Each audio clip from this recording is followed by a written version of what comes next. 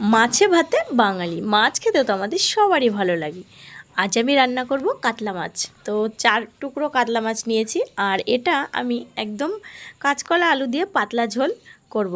কারণ এখন ভীষণ গরম পড়েছে, এই গরমে তেল মশলা যত কম খাবে ততই কিন্তু ভালো। তো স্বাস্থ্যের পক্ষে ভীষণ উপকার। তো এখন আমি প্রথমে 4 টুকরো দেখতে পাচ্ছ পেটির কাতলা মাছ খুব ভালো করে নুন হলুদ মেখে ভেজে নিলাম।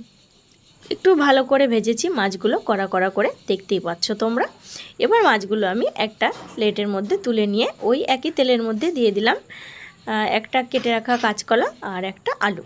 একদম অল্প তেলে, দেখেই তোমরা বুঝতে পারছো কত কম তেলে আমি রেসিপিটা বানাবো।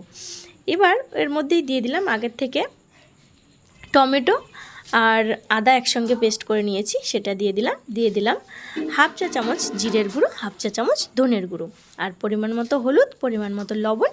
এবার খুব ভালো করে কষে নিয়ে দিয়ে দিলাম জল। ঝোলটা ফুটে উঠেছে, এবার আমি মাছগুলো দিয়ে দিলাম। 3 টুকরো মাছ দেবো, 1 টুকরো মাছ আমার ছেলে ভাজাই খেয়ে নেবে। তো এবার খুব ভালো করে মিশিয়ে নিয়ে একটু ঢাকনা চাপা দিয়ে কাঁচকলা আলু সেদ্ধ করে নিয়ে উপর দিয়ে একটু গরম মশলা ছড়িয়ে নামিয়ে নিলাম। কেমন হয়েছে কমেন্ট করে জানাবে।